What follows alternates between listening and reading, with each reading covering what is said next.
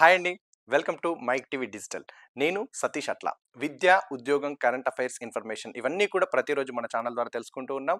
So మా ఛానల్ని subscribe చేసుకోండి, షేర్ చేయండి, లైక్ చేయండి, కామెంట్ చేయండి. అట్లాగే మీరు కూడా ఏమన్నా ఈ ఇన్ఫర్మేషన్ కావాలి, ఈ నోటిఫికేషన్కి సంబంధించింది కావాలి, ఈ ఇంటర్వ్యూ కావాలి, ఈ వీడియో చేయండి అని చెప్పి చెప్పినట్లయితే దాని ప్రకారంగా కింద కామెంట్లో చెప్పండి. దాని ప్రకారంగా నేను ప్రయత్నం చేస్తాము.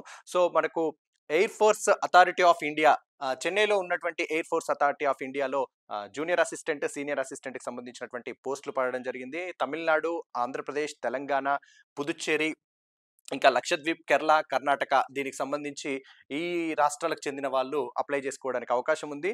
సో మినిమం డిగ్రీ క్వాలిఫికేషన్, సంబంధిత కోర్సులకు సంబంధించినటువంటి క్వాలిఫికేషన్ మీకు ఉండాలి.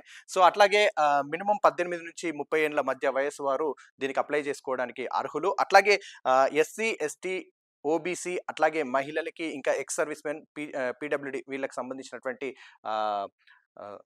వాళ్లకు వయసు రీత్యా కూడా సడలింపులు ఆ పరంగా ఉన్నాయి. సో దానికి సంబంధించి ఎంట్రన్స్ ఎట్లా ఉంటుంది, స్కిల్ బేస్డ్, అట్లాగే ఫిజికల్, ఇంకా computer based exam, medical checkup, document verification, ఇవన్నిటి పరంగా వీటి సెలక్షన్ అనేది ఉన్నది. ఒక్కసారి చూద్దాం. దానికి సంబంధించి చెన్నైలోని air force authority of India southern రీజియన్లోని వివిధ విమానాశ్రయాల్లో జూనియర్ అసిస్టెంట్, అట్లాగే సీనియర్ అసిస్టెంట్కి సంబంధించినటువంటి పోస్టుల భర్తీకి నోటిఫికేషన్ విడుదల చేయడం జరిగింది. దీనికి సంబంధించి తమిళనాడు, ఆంధ్రప్రదేశ్, తెలంగాణ, కర్ణాటక, కేరళ, పుదుచ్చేరి, లక్షద్వీప్లకు చెందినటువంటి అభ్యర్థులు దరఖాస్తు చేసుకోవడానికి ఇక్కడ అవకాశం ఉంది. సో దీనికి సంబంధించి చూసినట్లయితే ఇక్కడ మనకు కంప్యూటర్ బేస్డ్ టెస్ట్ ఉంటుంది, కంప్యూటర్ లిటరసీ టెస్ట్, అట్లాగే ఫిజికల్ మెజర్మెంట్, ఇంకా ఎండ్యూరెన్స్ టెస్ట్, డ్రైవింగ్ టెస్ట్ ఆధారంగా అభ్యర్థులను ఎంపిక చేయడం అనేది జరుగుతుంది. ఇక అభ్యర్థుల వయసు వచ్చేసి 2023 డిసెంబర్ 20 నాటికి 18 నుంచి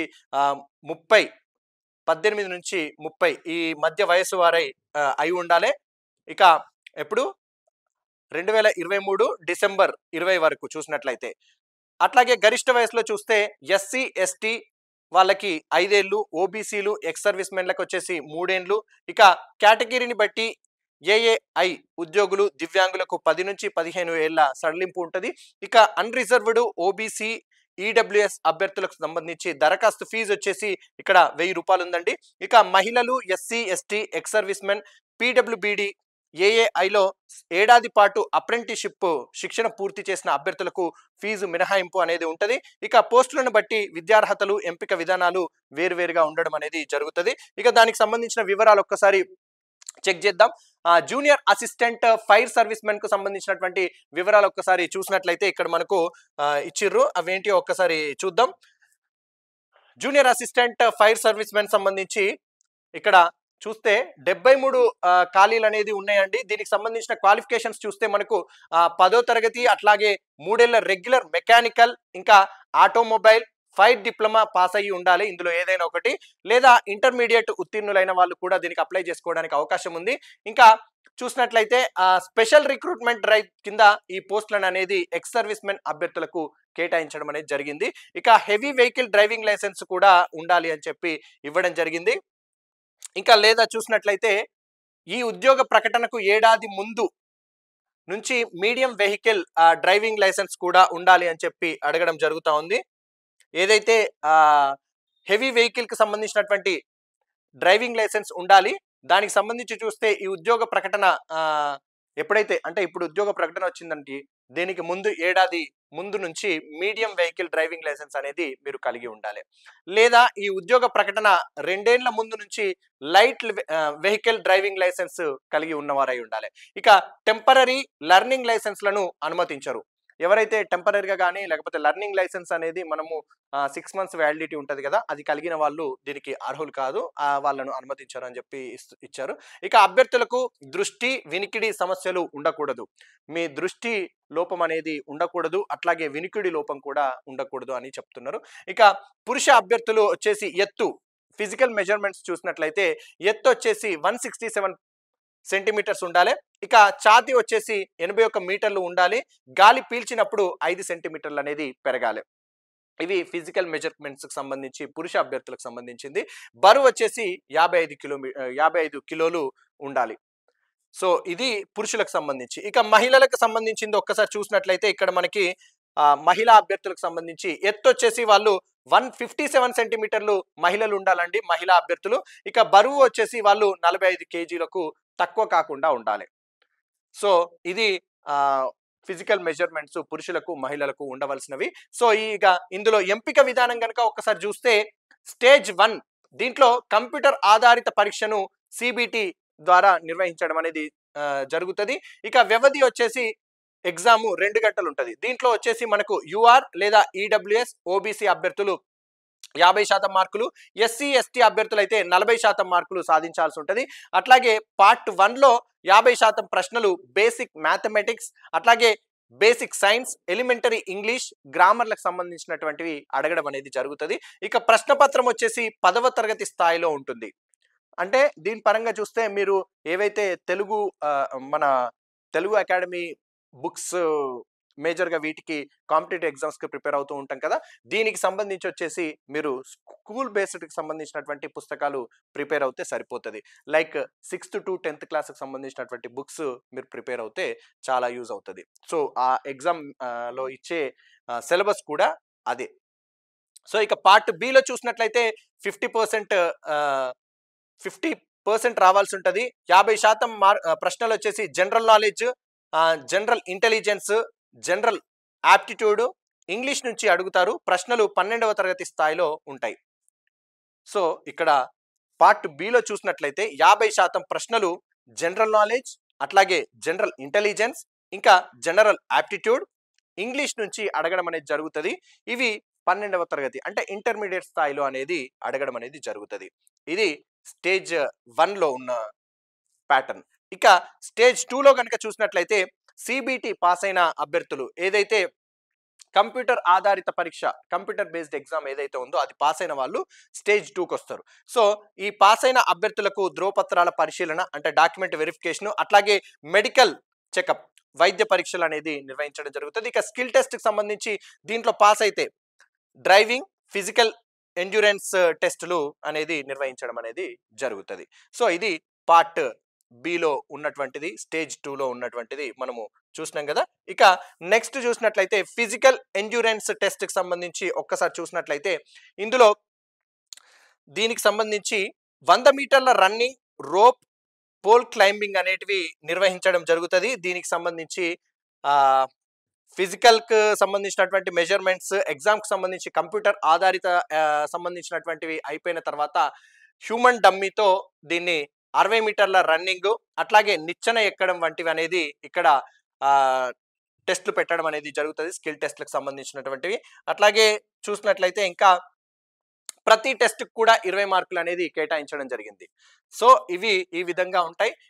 ఇది పోస్టుల వారీగా ఒకసారి చూస్తే జూనియర్ అసిస్టెంట్ ఆఫీస్కి సంబంధించింది ఇది 2 పోస్టులు ఉన్నాయి. డిగ్రీ పాస్ అయి ఉండాలి. ఇందులో వచ్చేసి ఎంపిక విధానం వచ్చేసి ఇది కంప్యూటర్ ఆధారిత రాత పరీక్ష నిర్వహించడం అనేది జరుగుతుంది. ఇందులో 100 మార్కులకు రాత పరీక్ష నిర్వహించడం జరుగుతుంది. సో దానికి సంబంధించి ఎగ్జామ్ ప్యాటర్న్ అనేది ఎట్లా ఉంటుంది ఏంది అనేది ఒక్కసారి తెలుసుకుందాం. 100 మార్కులకు నిర్వహిస్తారు. ఇది ఎగ్జామ్ వచ్చేసి 2 గంటలు ఉంటుంది. రాత పరీక్షలో పాస్ అయిన అభ్యర్థులకు ఎంఎస్ ఆఫీస్లో కంప్యూటర్ లిటరసీ టెస్ట్ అనేది నిర్వహిస్తారు. సో కంప్యూటర్ రిలేటెడ్గా మీకు ఎంఎస్ ఆఫీస్ అనేది వచ్చి ఉండాలి. ఆ స్కిల్ టెస్ట్ అనేది దానికి సంబంధించింది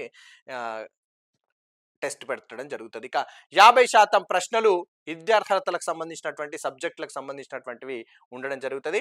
general knowledge, general intelligence, general aptitude, ఇంగ్లీష్లో 50% ప్రశ్నలు ఇందులో అడగడం అనేది జరుగుతుంది. ఇక ఈ పోస్టులను దివ్యాంగులకు కూడా కేటాయించారు. వీరు సిబిటిలో 40% కనీస అర్హత మార్కులు సాధించాల్సి ఉంటుంది. సో ఇది జూనియర్ అసిస్టెంట్కి సంబంధించినటువంటి వివరాలు. ఇక సీనియర్ అసిస్టెంట్కి సంబంధించినటువంటి వివరాలు ఒక్కసారి చూసినట్లయితే ఎలక్ట్రానిక్స్ సీనియర్ అసిస్టెంట్ దీంట్లో వచ్చేసి మనకు 25 పోస్టులు అనేది ఖాళీగా ఉన్నాయి. Electronics, telecom, radio engineering diploma సంబంధిత విభాగంలో 2 ఏళ్ల పని అనుభవం కూడా కలిగి ఉండాలి అని చెప్పి ఇక్కడ అడగడం జరుగుతూ ఉంది. ఇందులో వచ్చేసి ఎంపిక విధానం అనేది ఎట్లా ఉందంటే కంప్యూటర్ బేస్డ్ ఆధారిత పరీక్ష ఉంటుంది. ఇక 100 మార్కులకు ఇది ఉండడం జరుగుతుంది. ఎగ్జామ్ రాయడానికి 2 గంటల సమయం కేటాయించారు. సో దీంట్లో విద్యార్హతలకు సంబంధించినటువంటి సబ్జెక్టుల గురించి 70% ప్రశ్నలు అడగడం జరుగుతుంది. ఇక general knowledge, general intelligence, general aptitude, English నుంచి 30% ప్రశ్నలు అనేది అడగడం జరుగుతుంది. ఇక యూఆర్ ఈడబ్ల్యూఎస్ ఓబీసీ అభ్యర్థులకు ఇందులో 50%, అట్లాగే ఎస్సీ ఎస్టీ పీడబ్ల్యూబీడి అభ్యర్థులకైతే 40% మార్కులు సాధిస్తే సరిపోతుంది. సో ఇది సీనియర్ అసిస్టెంట్ కి సంబంధించినటువంటి ఇన్ఫర్మేషన్. ఇక జూనియర్ అసిస్టెంట్ కి సంబంధించింది. ఇది సీనియర్ అసిస్టెంట్ కు అకౌంట్స్ విభాగానికి సంబంధించి ఒక్కసారి చూస్తే సీనియర్ అసిస్టెంట్ అకౌంట్స్ విభాగంలో 19 పోస్టులు ఖాళీగా ఉండడం జరిగింది. ఇక బీకామ్ పాస్ అయ్యి 2 ఏళ్ల ఉద్యోగ అనుభవం కూడా కలిగి ఉండాలి. 2 ఏళ్ల అనుభవం అట్లాగే బీకామ్ కూడా పాస్ అయి ఉండాలని అడుగుతున్నారు. ఇక ఫైనాన్షియల్ స్టేట్మెంట్స్ తయారీ, టాక్సేషన్, ఆడిట్, ఫైనాన్స్, అకౌంట్స్ రంగాల్లో పరిజ్ఞానం కూడా కలిగి ఉండాలి. ఏవైతే ఆడిట్కి సంబంధించి కానీ, ఫైనాన్స్కి సంబంధించి కానీ, ఇంకా ఫైనాన్షియల్ సంబంధించినటువంటి స్టేట్మెంట్స్ ఎట్లా తయారు చేస్తారు ఏంటి అనేది కానీ, ట్యాక్స్కి సంబంధించినటువంటివి ఇవన్నీ కూడా మీకు ఆ పరిజ్ఞానం అనేది ఉండాలి. ఇక ఇందులో ఎంపిక విధానం చూసినట్లయితే కంప్యూటర్ ఆధారిత పరీక్ష నిర్వహించడం జరుగుతుంది. ఇది 100 మార్కులకు ఉంటుంది. ఇక వ్యవధి వచ్చేసి 2 గంటలు ఉంటుంది. ఇందులో కూడా ఎంఎస్ ఆఫీస్లో కంప్యూటర్ లిటరసీ టెస్ట్ అనేది ఉండడం జరుగుతుంది. ఇక సిబిటిలో అర్హత సాధించిన వారికి కంప్యూటర్ లిటరసీ టెస్ట్ నిర్వహించడం అనేది జరుగుతుంది. ముందుగా ఏదైతే కంప్యూటర్ బేస్డ్ టెస్ట్ ఉంటుందో అది పాస్ అయిన వాళ్ళకి ఈ skill test, computer literacy test అనేది నిర్వహిస్తారు. ఇది విద్యార్హత అర్హత పరీక్ష మాత్రమే అని చెప్పి గుర్తుంచుకోవాలి. ఇక సిబిటిలో సాధించిన మార్కుల ఆధారంగా అభ్యర్థుల తుది ఎంపిక అనేది ఉంటుంది. ఇక విద్యార్హతలకు సంబంధించినటువంటి సబ్జెక్టుల నుంచి ఇందులో 70% ప్రశ్నలు ఇవ్వడం జరుగుతుంది దానికి సంబంధించి. ఇక 30% ప్రశ్నలు general knowledge, general intelligence, general aptitude, English నుంచి అడగడం అనేది జరుగుతుంది. ఇక యూఆర్ లేదా ఈడబ్ల్యూఎస్ ఓబీసీ అభ్యర్థులకు 50% మార్కులు, ఎస్సీ ఎస్టీ అభ్యర్థులు బీడీ అభ్యర్థులకైతే 40% మార్కులు సాధిస్తే సరిపోతుంది. ఈ జాబ్ కొట్టుకోవడానికి ఈజీగా ఉంటుంది. ఇక్కడ మీరు ఒకటి గమనించాలి, సిలబస్ చూసినట్టయితే దాదాపుగా కూడా సెలక్షన్ ప్రాసెస్ అనేది సీనియర్ అసిస్టెంట్ పోస్ట్కైనా, జూనియర్ అసిస్టెంట్ పోస్ట్కైనా, ఎలక్ట్రానిక్స్ సంబంధించి కానీ, అకౌంట్స్కి సంబంధించినటువంటిది కానీ ఏది చూసినా కూడా ఆల్మోస్ట్ సిలబస్ కొంచెం దగ్గరగానే ఉంది. ఇక్కడ మనకి ఏంటంటే స్కూల్ బేస్డ్కి సంబంధించినటువంటిది సిలబస్ ఉంది, మళ్ళీ ఇంటర్ బేస్డ్లో సంబంధించినటువంటి అది సిలబస్ ఉంది. సో ఇంగ్లీష్ కూడా, ఇంకా జనరల్ నాలెడ్జ్, ఆప్టిట్యూడ్ టెస్ట్ దీనికి సంబంధించినటువంటివి అనేది ఉండడం జరిగింది. కొంచెం పోస్టులకు అనుగుణంగా వాళ్ళ క్వాలిఫికేషన్ రిలేటెడ్గా ఎగ్జామ్ ప్యాటర్న్ అనేది ఉంది. మీకు సంబంధించినటువంటి ఎంఎస్ ఆఫీస్ కానీ, డ్రైవింగ్ రిలేటెడ్ కానీ, వాటికి సంబంధించినటువంటివి కూడా పని అనుభవం కానీ, ఎక్స్పీరియన్స్ కానీ ఇట్లాంటివి ఉండాలి. అట్లాగే ఫిజికల్ మెజర్మెంట్స్ అనేది కూడా అడగడం జరుగుతూ ఉంది. సో సంబంధిత విభాగాలలో సామాజిక వర్గ వాళ్ళ కేటగిరీస్ ఏవైతే ఉన్నాయో వాటి పరంగా కూడా సడలింపులు అనేది ఇవ్వడం జరిగింది. సో దాని పరంగా మనము చూసుకోవచ్చు. ఒక్కసారి మరి ఈ ఎగ్జామ్కి ఎట్లా సన్నద్ధత అవ్వాలి, ఎట్లా ప్రిపేర్ అవ్వాలి ఏంటిది అనేది ఒక్కసారి చూసినట్లయితే ఇక్కడ మనము సబ్జెక్టుల్లోని ముఖ్యాంశాలను పునశ్చరణ చేసుకోవాలి. ఏవైతే సబ్జెక్టులలో అంశాలు ఉన్నాయో వాటికి సంబంధించి చూసుకోవాలి. ఇక గతంలో చదివినటువంటి సబ్జెక్టులేనని నిర్లక్ష్యం చేయకుండా వాటిపైన పట్టు సాధించడానికి ప్రయత్నం చేయాలి. ఆల్రెడీ చదివినే కదా అని చెప్పి నిర్లక్ష్యం చేయకండి, నెగ్లెక్ట్ చేయకండి. సో ఒక్కసారి సిలబస్ ముందు పెట్టుకోండి. సిలబస్ ఏంటిది అని చూసుకొని దాని ప్రకారంగా ఏ టాపిక్స్ ప్రిపేర్ కావాలి ఏంటి అనేది చూసుకోవాలి.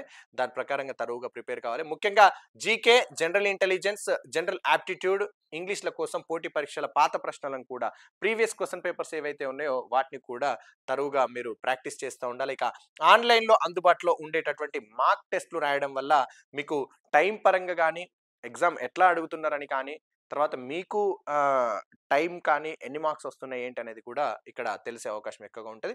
నెగిటివ్ మార్క్స్ అనేటివి లేవు కాబట్టి ముందుగా తెలిసిన ప్రశ్నలు జవాబులు రాసి ఆ తర్వాత కాస్త ఆలోచించి తెలియని వాటికి సమాధానాలు చేస్తే మీకు మంచి స్కోరింగ్ చేయడానికి ఎక్కువ అవకాశం ఉండొచ్చు. ఇక నిర్ణీత సమయంలోగా సమాధానాలు రాయడం సాధన చేయాలి. అంటే ప్రీవియస్ క్వశ్చన్ పేపర్స్ కానీ, అట్లాగే మాక్ టెస్ట్, ఆన్లైన్లో ఉన్నటువంటి మాక్ టెస్ట్లను ఎక్కువగా రాయడం వల్ల ఇది మీకు ప్రాక్టీస్ అవుతుంది. సో అదొకటి. ఇక ఆన్లైన్లో దరఖాస్తు చివరి తేదీ వచ్చేసి జనవరి 26, 2024 వరకు ఉంది. ఇంకా పూర్తి వివరాలు తెలుసుకోవాలనుకుంటే వెబ్సైట్ వచ్చేసి www.aai.aero దీంట్లో సంప్రదించండి. ఇది air force authority of India చెన్నైకి సంబంధించినటువంటి నోటిఫికేషన్ చూసినాం కదండి. సో దీనికి అప్లై చేసుకోవాలనుకుంటే సో ఎవరైతే ఎలిజిబుల్ ఉన్నారో వాళ్ళు ఒకసారి చూసుకొని అప్లై చేసుకోండి.